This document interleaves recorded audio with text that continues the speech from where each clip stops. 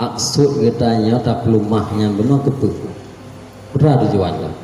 tujuan tu nya orang lain item masyarakat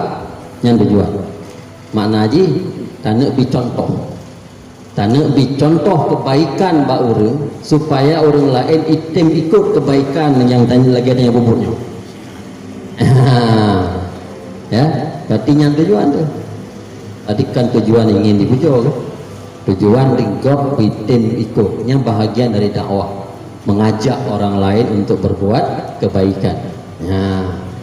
tadinya termasuk bahagian dari mengajak untuk orang berbuat kebaikan yang gitunan ana tuju zero bah dupit lo ngasiat lo 200 ribu orang kaya kat ko ju umai dipilih bro orang-orang waktu ribu je ro ate pangkat maya na don kita na mai gonya terserah ro pakang je kita menyuai bab timang ego guna baik malai enggak kagak hana pala ke ya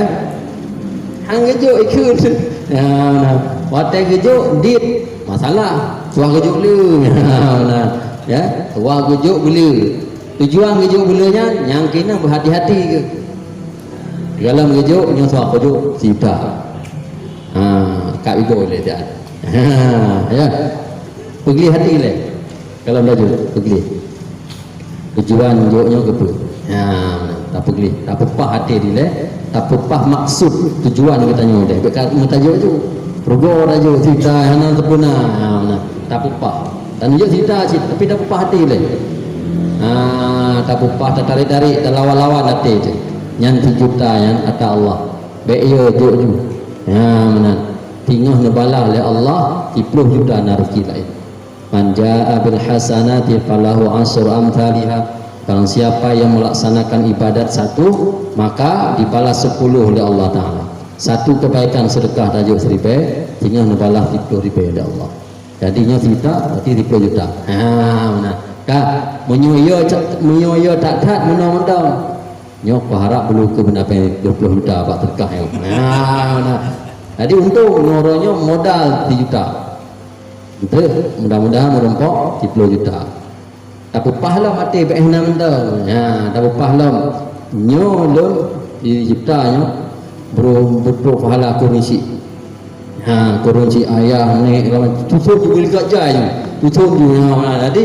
3 jutanya cukup jaya ke 4 pahala orang keluarga-keluarga dengan mendung saudara-saudara dengan mendung maka nak beralih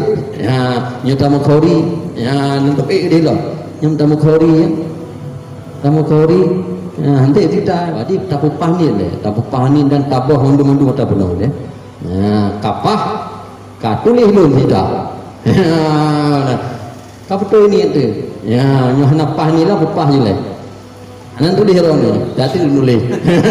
tulis dati le kan apa